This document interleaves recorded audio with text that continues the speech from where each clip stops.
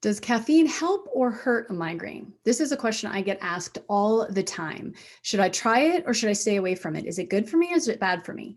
And that is actually somewhat of a difficult question to answer. And I'm going to tell you why in a minute, because there are actually a lot of things about caffeine that migraineurs and also doctors, a lot of doctors don't understand. And how you respond to caffeine can really give us some great insight into what is contributing to your migraine. And that's what I'm going to share with you today. So for those of you who don't know me, my name is Dr. Tanya Paynter. I am a naturopathic doctor who specializes in migraines. And I do it by taking a look at a person, my client's whole body perspective. I look at all of the things about them, all their symptoms, all of their GI problems, all of their hormone issues, all of it, and put that together to understand how their migraines are being affected by everything as a whole. So if you want to know a little bit more about me, my bio is in the description below. But for now, let's turn back to the caffeine issue. I have seen 1 billion headache sites and blogs and specialists say caffeine is kind of the miracle cure for migraines. And if you're watching this, I'm guessing you probably know that that's not the case for you. It can be very helpful in some circumstances, but in some cases, it can actually make your migraines worse. So what's the deal? Why is it helpful in some people and not in others? Should I try it or should I not? So caffeine can be very helpful if there are certain deficiencies in your body that it helps to support. And I'll talk about what those are in a minute. It can also be detrimental if you have too much of other things going on. Again, I'll get to that in a minute.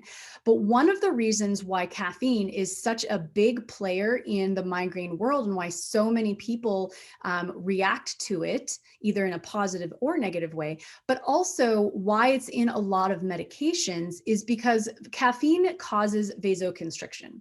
So what that means is your blood vessels, when you have a migraine, many people have blood vessels that get too big. There's a vasoactive component to their migraines.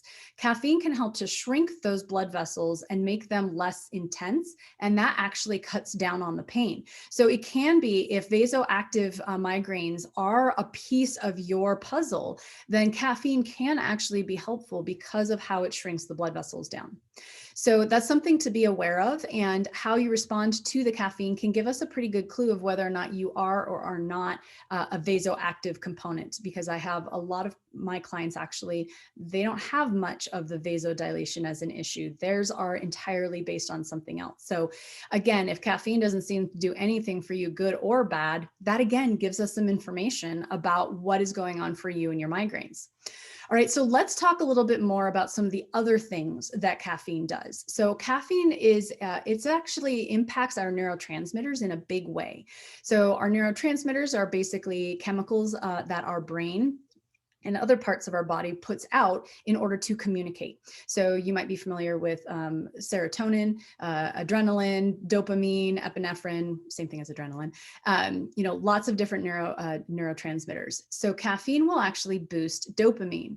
So dopamine is one of our feel-good neurotransmitters. It makes us feel happy, and low dopamine levels can actually trigger a migraine. So here's a little interesting tidbit for you. If you tend to yawn a lot before a migraine hits, and that is a surefire sign that you're getting a migraine, you need to check your dopamine levels. That's a big kind of red flag for low dopamine as a contributing factor. It might not be on all of your migraines, but on the migraines that are triggered by low dopamine, yawning usually comes with it. So just a little side note.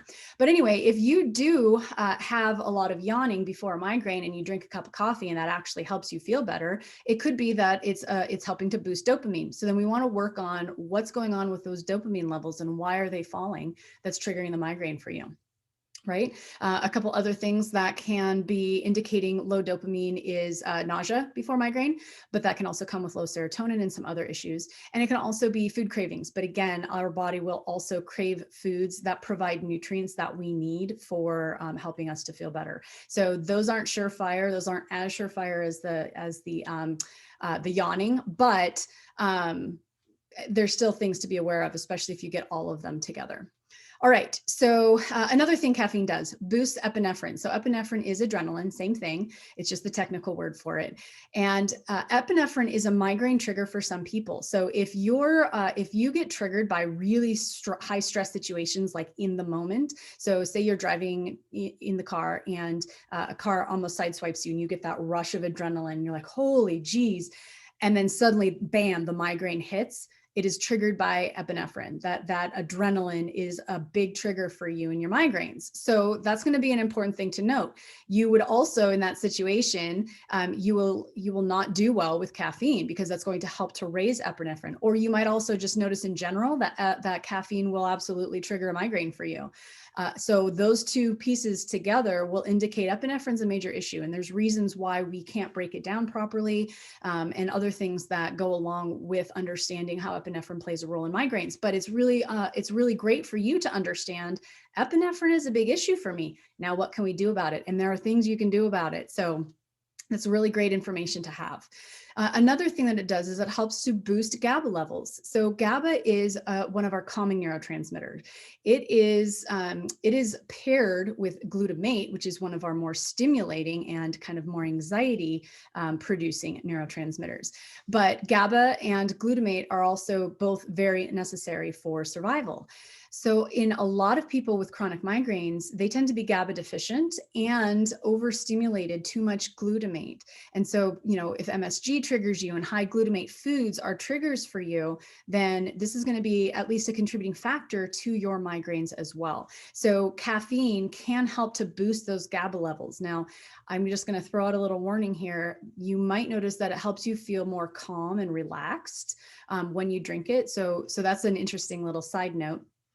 If you drink a cup of coffee and instead of feeling more energized and or irritable like some people do, you feel more calm and happy, this is affecting your GABA receptors.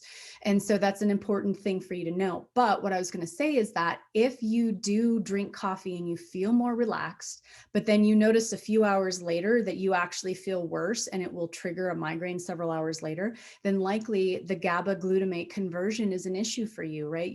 You're boosting the GABA levels, but then your body's taking it and making it into more glutamate, which is not what you need. So that can, again, be another clue of what's going on for you and triggering your migraines and why you don't do well with caffeine. All right, let's talk about how caffeine increases cortisol levels. So this is the third piece that I'm going to talk to you about, is how cortisol is our stress hormone. It's our awake hormone. We get spikes of it in the morning, or at least we should. It helps us to get out of bed and get going for the day. But then we also have elevated levels through the day as we're under high stress. So we can kind of peak and valley. And if we're dropping too low, or if we just don't have enough cortisol oomph to even get out of bed in the morning, then we can that will trigger migraines. Our cortisol drops or too low of cortisol will trigger migraines. And so if you drink the coffee and it helps to support that cortisol, that can be a really great indicator that it's giving me better energy, my migraine has stopped. Then we might take a look at, all right, how is this affecting cortisol? Now, just drinking caffeine alone is not going to point me in the direction of cortisol. But if you tend to notice that you wake first thing in the morning with a migraine, or you have a migraine around mid-afternoon, say 2, 3 in the afternoon, those are common times for low cortisol or cortisol drops to be a trigger for migraines. And so if you have those and then you drink a cup of coffee and that helps to kind of relieve your migraine, that's going to give us a little better clue that, all right, at least these particular migraines are being triggered by low cortisol levels. So what can we do to support adrenals and healthier cortisol production?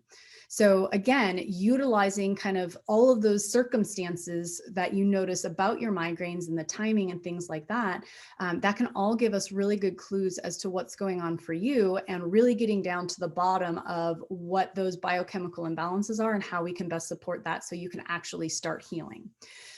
So what are you supposed to do with all this information? So a lot of information. How can you use it?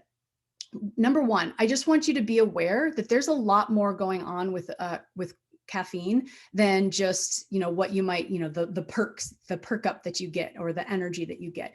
So there's a lot from a biochemical standpoint to take into account with how you respond to caffeine. And your reaction to caffeine in combination with things like how you respond to other medications, the timing of your migraines, other symptoms that go along with it, those can all really help us to understand what's going on for you. So tracking all of that information and starting to really pull your migraines apart and really, I know it's hard to do in the moment because you just don't feel good, but if you can start being aware of the symptoms that are coming along with the migraines, the timing of the migraines, the medication you used and when it did work and when it didn't work. If you have one of those confusing situations where sometimes your triptan works and sometimes it doesn't, noticing the differences between when it does and when it doesn't, again, can give us a really great picture of what's going on. So tracking all that information is super helpful. And then being aware of the caffeine roller coaster. So I didn't really go into this too much. Most people are familiar that if you go off of caffeine, you have withdrawals. Your body will also adjust to caffeine. So if you're used to drinking a cup or 2 cups and suddenly you notice you're at 6 cups a day, it's because your body is adjusting to the intake of caffeine, and getting back off of it can be really, really difficult. So just like with any other medication overuse, migraine or rebound migraines, you get that as well with caffeine. So try to use it sparingly. Understand that there's a lot more going on to the caffeine picture and how it's affecting you that can really help to give us information. So having that conversation with your doctor can be helpful.